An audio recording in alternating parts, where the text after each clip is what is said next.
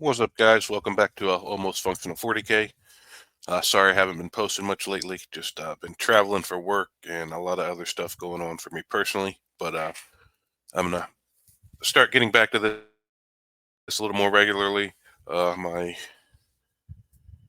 life's starting to calm back down, getting ready to move back to Florida. So I'll be able to do a lot more gaming down there. Um, but I'm going to be making sure to get all these Grotmas detachments done. I'm at the guest room at my dad's house. You can see a mannequin behind me with my stepmom's clothes on it. Uh, but so yeah, so today we're going to be getting into the Flyblown host detachment for Death Guard. I'm really excited to see what all these detachments are going to bring because a lot of armies are still stuck with one, so it'd be nice to give them some options. But with that being said, let's go ahead and jump right into it and pull this up. All right. So Flyblown host. Let me go to the other page. So detachment rule is Verminous Haze. Units from your army that are not embarked within a transport have Scout 5-inch and Stealth abilities.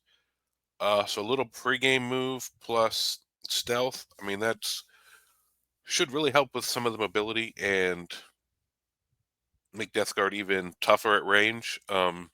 You do lose the ability from the base detachment to choose the extra contagions when people are contagion range. So that's actually a big loss, but I do kind of like this. Death Guard, then we have the enhancements. We have Droning Chorus. Death Guard infantry model only. Ranged weapons equipped by models in the bearer's unit have the assault ability.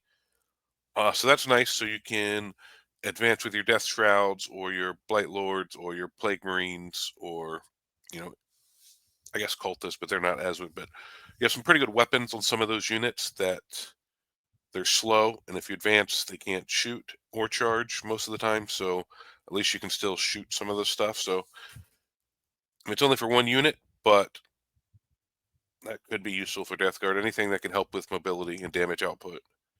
Then you got Insectile Murmuration. Death Guard infantry model only. Each time a model in this bearer's unit makes an attack that target a unit within contagion range of one or more Death Guard units from your army, reroll a wound roll of 1. That's okay. That doesn't sound great. If it had one of those stipulations where if they're on an objective or something, you could gain full rerolls, I would actually kind of like this. But at 20 points, I don't know if it's worth it for just reroll ones to wound, unless you have a unit putting out just tons and tons of attacks. But Running Course is okay, and Sectile Murmuration I don't see as being very good. Rejuvenating Swarm, Death Guard infantry model only. At the end of each phase, the bearer gains all of his lost wounds. For 10 points, that seems pretty nice. That would be really, really annoying if you're fighting into something. Well, a lot of Death Guard characters are really, really hard to kill. So if they try to precision your guy out and he lives on one wound, and then boom, all of a sudden he's back, and it's at the end of each phase.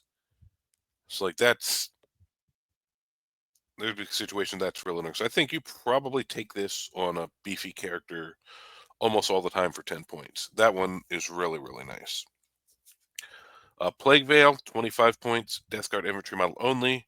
While the bearer's unit is with range of one or more objective markers that you control, that unit can be only selected as a target of a ranged attack if the attacking model is within 18 inches.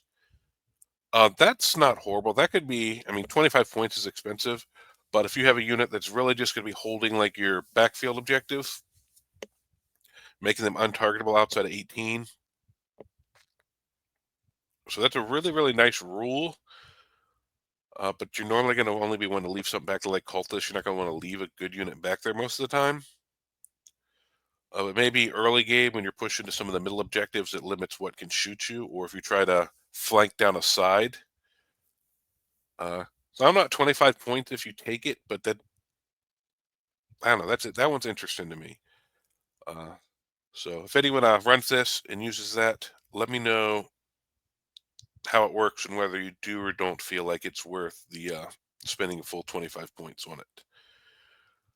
Next up, we're going to roll into the stratagems. First one is nauseating paroxysms. So when start of the fight phase, one Death Guard infantry unit from your army that is within engagement range of one or more enemy units. Select one enemy unit with engagement range of your unit. That unit must take a battle shock test, subtracting 1 from the result. Situational, but late game, that could be really, really key for flipping an objective or something like that. For doing a secondary, because it's in the fight phase. So if they do fail, they will. It's after they scored during their turn, or you scored during your turn, and they'll reset at the beginning of their turn. So I guess if you popped it during their turn, like if you were in ongoing combat or they charged you and they failed, then they would still be battle shocked going into your turn. But if you charge them and pop it, it'll reset for their turn. So in that case, it's only good for like a secondary or something.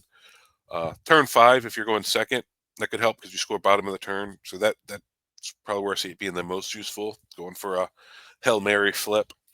But interesting one. Then we got Droning Horror. In your shooting phase, one Death Guard infantry unit from your army that has not been selected to shoot this phase. Until the end of phase, each time a modeling unit makes a ranged attack, reroll a hit roll of 1. If the attack targets a unit within half range, you can reroll the hit roll instead. That's pretty nice. So reroll 1s, and once you're in half range, reroll everything. That would just really up the efficiency of Blight Lords or Plague Marines, because it is restricted to infantry. Next up, we got Vermin Cloud. That is a win fight phase. One Death Guard infantry unit from your army that has not been selected to fight this phase. Until the end of the phase, each time a monolith unit makes a pilot or consolidation move, it can move up to 6 inches instead of 3 inches. That's really nice. I have that for my Space Wolves. That comes in handy a lot of time for tagging an objective, tagging another unit, and with the speed being one of Death Guard's biggest weaknesses, anywhere you can find extra inches to position is nice. Then we got Innovating Onslaught. Your charge phase, just after Death Guard infantry unit from your army makes a charge move, that target that Death Guard infantry unit. Select one unit within engagement range of your unit, excluding monsters and vehicles. Roll 1d6 for each model or unit that is within engagement range of that unit, adding 1 to the result if the model is not a cultist or poxwoggle model for each. 5+, the selected enemy unit suffers 1 mortal wound to a maximum of 6. All right, so this is lets your cultists and poxwalkers do it on 5s, but the rest of your stuff does it on 4s. It's just kind of like the Hammer of Wrath from like Jump Intercessor or something like that. Just a way to add some extra mortal wounds to something. That's okay. You're going. It doesn't work on monsters and vehicles though, which is tough because a lot of times that's the kind of stuff where you need to find those 2 or 3 mortal wounds because you're not really going to get a lot of guys in base a lot of times for rolling a lot of dice with this. So with it being restricted to infantry and can't be used on monsters and vehicle, it's just really okay. If it could work on anything, this would be a really, really useful strat pretty much all the time. Next, we have Eye of the Swarm. In your shooting phase, one Death Guard infantry unit from your army that has not been selected to shoot this phase. Until the end of the phase, ranged weapons equipped by modeling unit, excluding blast weapons, have pistol ability. That's really nice. So if someone charges you and they have your Plague Marines or Terminators locked in combat, just gives you a little extra damage to dig out. I really like the idea of turning the not Death Shroud, Death Shroud, the Death Shroud flamers into pistol. That's just funny to me, and just flamer them in combat, and then being able to hopefully kill off the last couple guys and be able to charge something else maybe. So this one I think not going to be useful all the time, but it's a good thing to have in the utility. Then the last stratagem is Mephitic Invigoration. Your opponent's shooting phase just after an enemy unit has selected its targets. One Death Guard infantry unit from your army that is within 6 inches of one or more friendly Malefic Blight Haulers. Units that was selected as a target of one or more of the attacking units. Until the end of the phase, each time an attack targets your unit, if the strength characteristic attack is greater than the toughness of your unit, subtract 1 from the rune roll. That's a real nice ability, and that just, if you have some Blight Haulers in your army, position your units around it, and just can help with the survivability of Death Guard, which is their biggest strength. So this, the Contagion and the base detachment, I think helps try to shore up some of Death Guard's weaknesses. This one seems a little more like it just doubles down on Death Guard strengths, which, depending on how you like running your Death Guard, could be interesting, making them harder to hit, giving them, well, I guess it does help with their mobility weakness. So buffs one thing and just doubles down on another. So just giving them a little more speed and making them harder to hit is nice. And then you have the ability to make one unit untargetable if you want to buy that enhancement. You can make them harder to kill with Murphic Invigoration. You can get a little faster with Vermin Cloud. This is a really interesting detachment. I think it has some possibility for Death Guard. Um, I know a lot of people probably aren't going to want to lose the contagions and might stick with the index detachment, but let's see what happens when people start playing around with this a little bit. Anybody who does, please let me know in the comments if you have any success with this list or this detachment, or if you find some glaring weaknesses for why it's just way worse than the other detachment. Just share it in the comments so other people can see your insights on it. But with that being said, that's really all for that detachment. So it's nice to see Death Guard get another detachment. I am really liking that they're doing this for everybody. I'm hoping they spent a little time balancing them.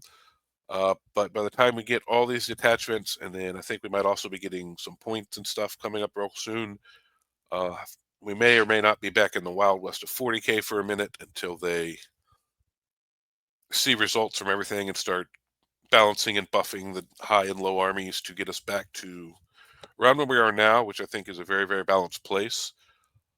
So we may spend a month or two in a little more of a unbalanced place for some things that are better than they thought, which happens occasionally. So we'll see how that works out, but it's going to be a really exciting time for the game. Lots of new rules, lots of new detachments. Um, but I will be hopefully coming to you guys every day that they release one of these, which I believe is supposed to be every day, and running you through them and giving you my opinion on them. But with that being said, thank you guys for watching. Please like, subscribe, all that stuff, and I will see you next time.